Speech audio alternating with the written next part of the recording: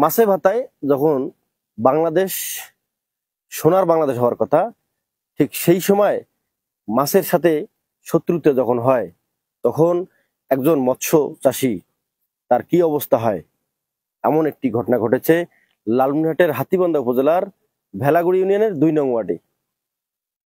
প্রায় 10 বিঘা জমিতে একটি মৎস্য চাষ করা হয়েছে।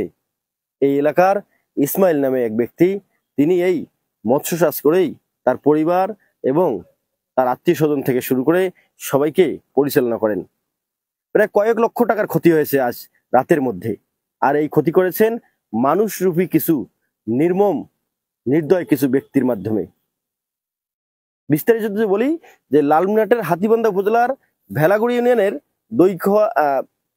আশিয়া কলেজের পাশেই, বোর্ডেরহাটের পাশেই যে আশিয়া কলেজ, সেই আশিয়া কলেজের পাশেই এই মৎস্য চাষী প্রায় 10 বিঘা জমিতে মৎস্য চাষ করেছে। আমরা যতটুকু জানতে পেরেছি, প্রায় 5 লাখ টাকার মাছ এই প্রজেক্টে ছিল। আজ রাতের মধ্যেই কে বা কারা এই প্রজেক্টের একটি পার ভেঙে দিয়েছে, আর এতেই প্রায় 2 ফিট পানি বের হয়ে গিয়েছে। আমাদেরকে এই মৎস্য চাষী ইসমাইল হোসেন জানিয়েছেন, প্রায় শূন্য অবস্থায় রয়েছে এই প্রজেক্টে বর্তমান, কোনো মাছ থাকার কথা নয়। আমরা একটু দেখাবো সেই ভাঙ্গনটা এবং কথা বলার চেষ্টা করব সেই মৎস্য চাষী ইসমাইল হোসেনের সঙ্গে। আপনি আমাদের একটু জানাবেন যে আসলে এই মৎস্য চাষটি আপনি কতদিন থেকে করতেছেন? বিসমিল্লাহির রহমানির রহিম। কত লক্ষ টাকার মাছ থাকার কথা ছিল? 5 থেকে 7 বছর থেকে 5 বছর থেকে, এর আগে 2 বছর ক্ষুদ্র আকারে করছিলাম। 5 বছর থেকে আমি এই 9 বিঘা জমিতে মৎস্য চাষ করি। আমার পল্লী ব্যাংক দুধভান্ডার শাখা লিমিটেড 40 লক্ষ টাকা লোন রয়েছে। আমি সেই লোন নিয়ে আমার আড়তদারি ব্যবসা এবং মৎস্য চাষ করি। দীর্ঘদিন থেকে আমি এই মৎস্য চাষে ইনশাল্লাহ লাভবান হয়ে আসতেছি। গত বছর আমি এই মৎস্য প্রজেক্ট থেকে 7 লক্ষ টাকার মাছ বিক্রি করি এবং 3 লক্ষ টাকার মাছ, আনুমানিক 3 লক্ষ টাকার মাছ ছিল, এবং এবারে নতুন ভাবে আরো 2 থেকে 2.5 লক্ষ টাকার মাছ ছাড়ি, এবং আশঙ্কা করছি এবার 10 থেকে 12 লক্ষ টাকা আমি বিক্রি করতে পারবো। পারিবারিক শত্রুতার, প্রতিহিংসার পরায়ণে আমি সম্ভবত, আমার ধারণা, আমি দেখতে পারিনি।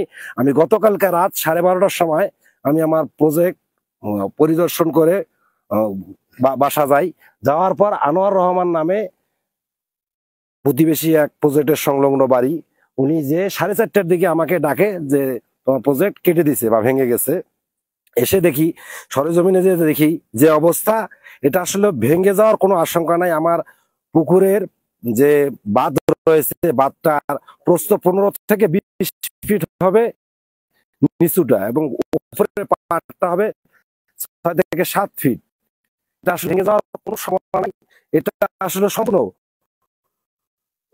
শয়তানি শত্রুতা পরিকল্পনা আমার করছে, অর্থনৈতিক ভাবে দেওয়ার। প্রজেক্টের এই অবস্থা হওয়ায় আমার পরিবার নিয়ে আমি কিভাবে দিন অতিবাহিত করবো আসলে আমার বোধগম্য নয়। আমার যে লোন রয়েছে সেভাবে আমি শোধ করবো বা লোনকে আপডেট, এটা আমার আসলে আমি অনুভূতি পাচ্ছি না। আমি আসলে মানে জ্ঞান হারা অনেকটা। আমি সকালে তখন আসলে আমি হতাশ হয়ে মানে সেন্সিলেস অবস্থায় গেছি।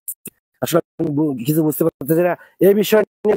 নিজেই কর্মকর্তা মহোদয়কে ঘটনাস্থল পরিদর্শনে দেখার জন্য, আসার জন্য আমি বিনীত করছি। সম্পৃক্ত, কিন্তু নিজে সব থেকে উদ্যোগ হয় আমি 9 বিঘা জমিতে মৎস্য চাষ করতেছি। এই মৎস্য চাষে আমার 10-15টা জেলে জীবিকা করে, 2-4 জন কাজ কাম করে, তারা জীবিকা নির্বাহ করে। এমন নির্মম ঘটনা তারা করছে, তাদের দৃষ্টান্তমূলক আসলে শাস্তি তাদের আসলে আল্লাহ তাদেরকে করতেছি। এই বিষয়ে আমার ভাই আছে, বাবা আছে, আমার পাশে বসবো, ব্যবস্থা নিতে হবে। যেহেতু পারিবারিক ভাবে দুই পরিবার যদি আমরা সম্পৃক্ত নয়, উদ্দেশ্য ভাবে 10 থেকে 12টা সম্পূর্ণ মিথ্যা। কিন্তু 7টা মামলা আছে, ছিল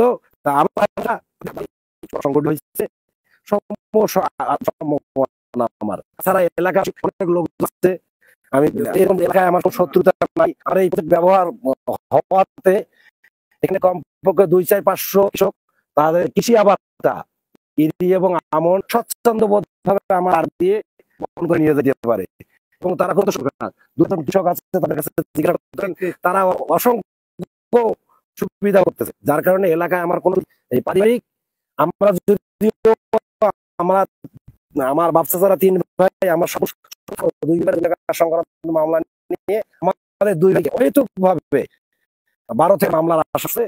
তারা আমার ধারণা তারাই এই ঘটনাটা সংঘটিত হয়েছে। ধন্যবাদ। আমরা স্থানীয় বিষয়ে একটু কথা বলে একটু বলবেন যে এই মাছের সাথে কেন শত্রুতা? এটা পারিবারিক ব্যাপার নিয়ে হয়তো অনেক সময় এই শিরোনামে করতে পারে, এইটাই ওই পাশে হয়তো পাতে না, সেখানে এখন পঙ্গুবানের জন্য হ্যাঁ, পঙ্গু হয়তো বানা দেয়, এরকম হয়তো করতে পারে। এখন কি বলবো? বলবেন যে আসলে কোনো আশপাশে এই মারা যাচ্ছে ধান চাষাবাদ তার কোনো সমস্যার কারণে? না না, তাদের তাদের কোনো সমস্যা নাই, তাদের জন্য চাষের সঙ্গে কোনো সমস্যা নেই। পারিবারিক দ্বন্দ্বের কারণে এই ঘটনাগুলো ঘটতেছে। ধন্যবাদ। যদি একটু বলি যে মৎস্য চাষের জন্য যখন কোটি কোটি টাকা খরচ করে সরকার, এই খরচ করে বিশেষ করে মৎস্য চাষীদেরকে উদ্বুদ্ধ করেন যে মাছে ভাতে বাঙালি এই প্রবাদ এবং বাংলাদেশের জন্য উপরে আসে। এই কয়েকদিন আগেই মৎস্য সপ্তাহ উদ্বোধন করেছেন সারা বাংলাদেশের মৎস্য। ঠিক সেই এখন এত বড় একটি প্রজেক্ট, প্রায় 7-8 লাখ টাকার মাছ ছিল এই প্রজেক্টে, আর তার পার ভেরিয়ে এই মাছগুলো সবগুলোকে বের করে দেওয়া হয়েছে। তবে এর শত্রুতা হচ্ছে যে পারিবারিক শত্রুতা মূলত এমন যেমনটি বলা হয়েছে যে প্রায় উনি 40 লক্ষ টাকা লোন নিয়েছেন এবং তার ব্যক্তিগত যে পুঁজিটুকু ছিল সেই পুঁজিটুকু এই প্রজেক্ট ব্যবহার করেছে। বর্তমানে একটা পরিকল্পনা থেকেই মূলত সেই প্রজেক্টটিকে ধ্বংস করে দেওয়া হয়েছে। পাশাপাশি যদি বলি যে এই প্রজেক্টের বিষয়ে হাতিমদা, বিশেষ করে হাতিমদা উপজেলা অফিস এবং উপজেলা নির্বাহী অফিসার, বিশেষ করে প্রশাসন ইতিমধ্যেই মৎস্য প্রজেক্টের যে উদ্যোক্তা যিনি ইসমাইল হোসেন তিনি এবং তারা বিষয়টি দেখতে চেয়েছেন। পাশাপাশি আরেকটি যদি বলি যে ইসমাইল হোসেন প্রস্তুতি নিয়েছেন পরিবার এই আইনি ব্যবস্থা নেওয়ার জন্য, তিনি ব্যবস্থা নেওয়ার চেষ্টা করছেন। একটু আমি বলি যে মৎস্যজীবী বা মৎস্য যারা তাদেরকে উদ্যোক্তা আমরা এই উদ্যোক্তাদেরকে যখন ধ্বংস করে দেওয়া হয় তখন দেশের এই দেশের সরকারের অনেকটা ঘাটতি হয়ে যায়। বিশেষ করে সরকারি যে সেই সরকারি কোষাগারেও ঘাটতি। আরেকটু যদি বলি যে আমরা কবে সমস্ত উদ্যোক্তাদের ক্ষতি করার জন্য চুপি শয়তানরা উদ্যোগ গ্রহণ করে, এভাবেই ক্ষতি করে একটা দেশ এবং একটা সরকার করার পরিকল্পনা, তখন হিসেবে থাকবে।